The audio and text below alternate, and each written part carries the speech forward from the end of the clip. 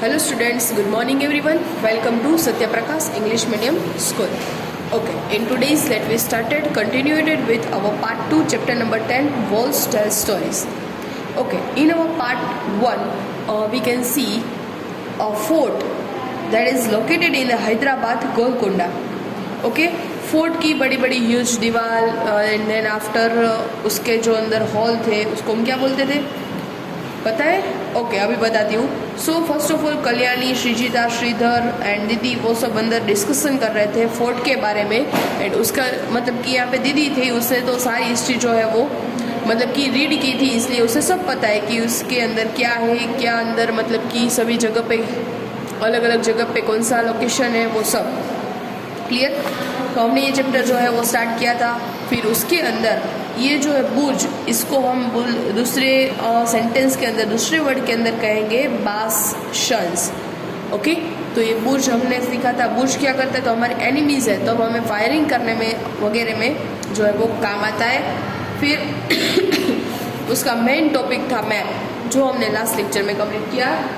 Map के ऊपर से कुछ क्वेश्चन आंसर्स थे वो हमने कंप्लीट किए थे इन अवर पार्ट 1.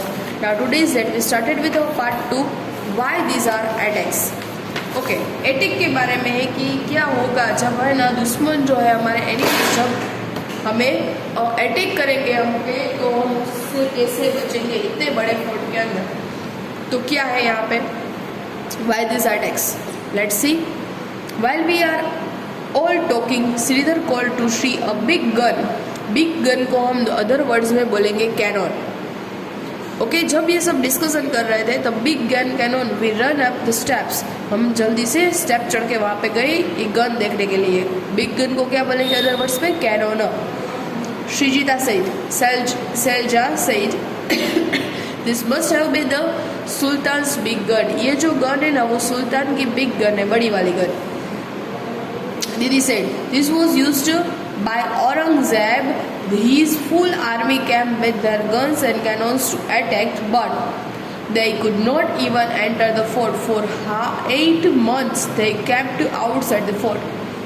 दीदी ने क्या बोला, this is used by the Aurangzeb. ये किसने यूज की थी? औरंगजेब ने यूज की थी. एंड इज फुल आर्मी, उसकी पूरी आर्मी पूरी सेना यहाँ पे अटैक करने आई थी, लेकिन वो फोर्ट के अंदर एंटर नहीं हो सकी. पूरे 8 मंथ्स वो लोग बाहर कैंप करके रहे लेकिन वो एंटर नहीं हो पाए.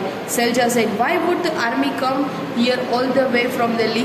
दिल्ली से यहाँ पे आर्मी क्यों आई थी? दीदी in those days emperors and kings play such tricks. Emperors मतलब कि कोई मुगल एम्पेरर है, अकबर, बादशाह, शाहजहाँ, वो सब एम्पेरर बोलते हैं. और कोई भी राजा वो कुछ ट्रिक फॉलो करते थे. They trick to make smaller kingdom a part of their own kingdom. कोई भी छोटा सा किंगडम है ना वो हमारे किंगडम का पार्ट बन जाए. ऐसी सभी की ट्रिक्स थी कि हम कोई भी छोटा सा राज्य है तो वो राज्य हम जीत के हमारे राज्य में ऐड कर दें. This was done sometimes by friendship, sometimes by flattery and even by the marriage between families. वो कैसे करते थे? फ्रेंडशिप कर लेते कि चलो तुम्हारा स्मॉल किंगडम है ना मुझे दे दो, ठीक है. इस तरह से फ्रेंडशिप करके या तो फिर फ्लैटरी मतलब कि चतुराई करके या तो फिर मैरिज करके दोनों की फैमिली एक कर देते हैं. एंड आफ्टर दैट जो है वो किंगडम एक हो जाता है. And when nothing else work they also attack. और कुछ भी ट्रिक काम नहीं है ना फिर अटैक करते हैं. और छोटे छोटे स्मॉल किंगडम है ना उसको वो मतलब कि अपने कब्जे में कर लेते हैं.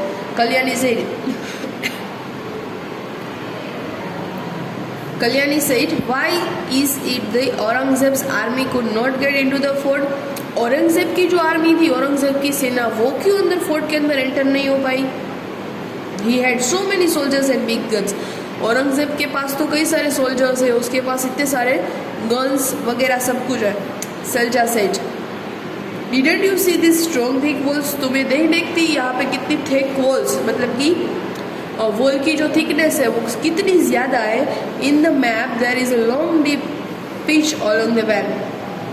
How could the army enter? Army कैसे एंटर हो पाए? इतनी सारी मतलब कि सिक्योरिटी एंड इतनी thickness of wall. Cedar said if the army tried to come from the different side then the soldier in the passage would be have to the it form a distance. If the army tried, और यदि army try भी करती है अंदर आने की अलग side से, ऑपोजिट साइड से, then the soldiers in the bastions would have seen it. यहाँ पे जो ऊपर बास्टन्स बने ना, छोटे छोटे हॉल, वहाँ से इसमें पता चल जाता है डिस्टेंस से ही कि वो लोग यहाँ से अंदर आ रहे हैं. No wonder it too difficult to attack the fort. So fort के ऊपर अटैक करना it is the very difficult. Kalyani said, imagine the army is coming on horses and elephants, then with all their guns. Here the Sultan's army stand fully prepared. और कोई भी बाहर की army यदि horse या तो elephant के साथ आए ना, फिर भी यहाँ की जो है ना सेना वो रेडी रहती थी उसके ऊपर अटैक करने के लिए. Selja said, oh no, how many people and soldiers on the both the sides. दोनों साइड इतने सोल्जर्स, इतनी army must have been killed in this fighting. Fighting के अंदर कितने लोग मारे जाएंगे सोचो. यदि फाइटिंग होती है तो कितने लोग इसके अंदर जो है अपनी जान गंवा देंगे. Why do people attack and waste wars. क्यों पीपल अटैक करते हैं ऐसे सारे युद्ध. वॉर्स मतलब कि युद्ध. ओके, युद्ध की मतलब कि ये मिसाल क्यों खड़ी करते हैं, ये सब डिस्कस कर रहे हैं. और ये सब डिस्कशन कहाँ से स्टार्ट होता है. बिग गन जब देखी, किससे देखी थी बिग गन.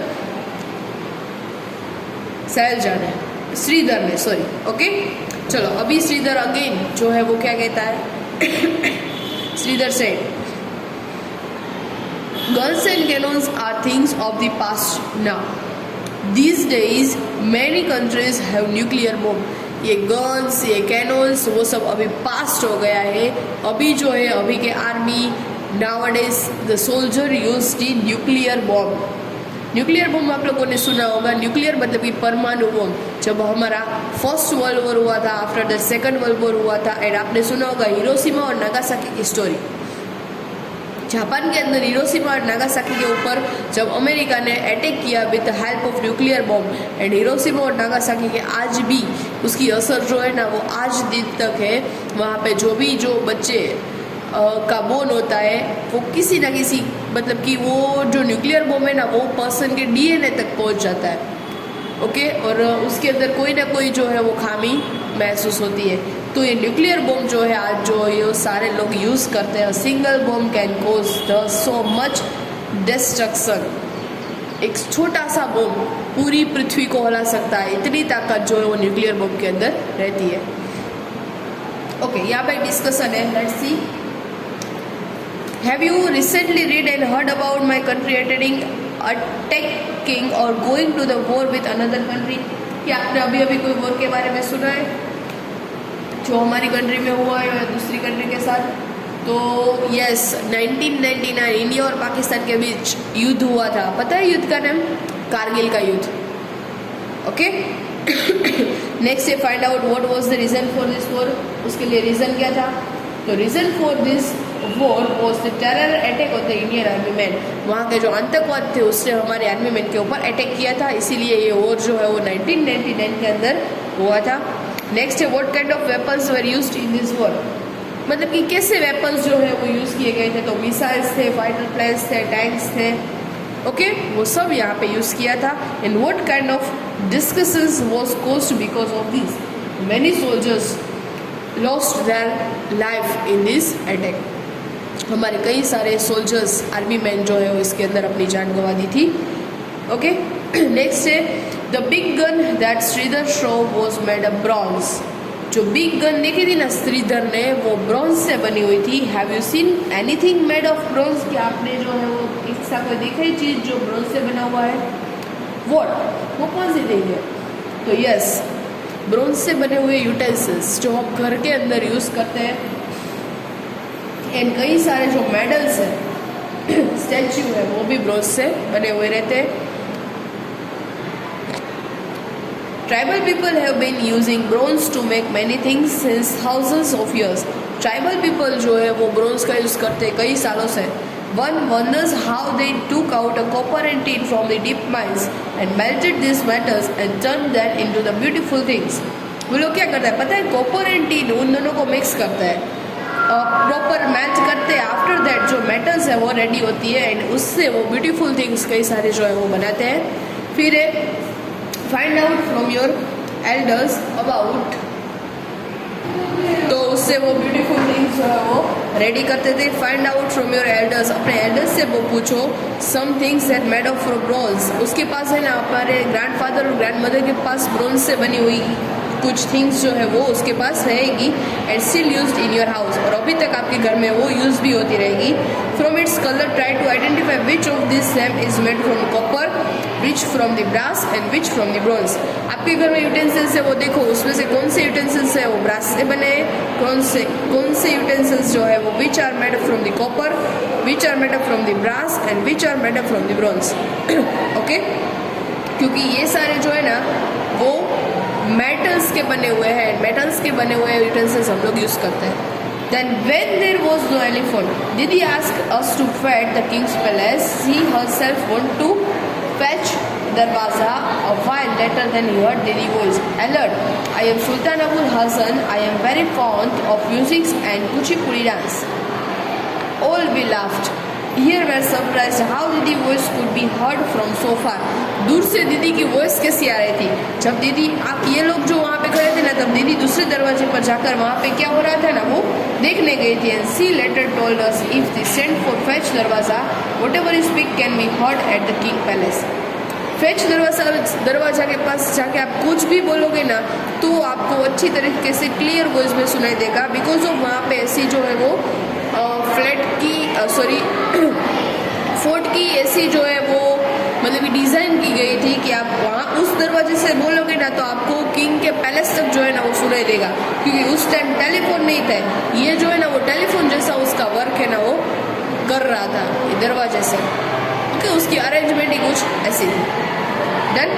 नाउ नेक्स्ट जो है वो अरेंजमेंट और वाटर की अरेंजमेंट कैसी थी वो नेक्स्ट लेक्चर के साथ कंटिन्यू करेंगे. ओके, सो आज के लिए इतना ही. Thank you.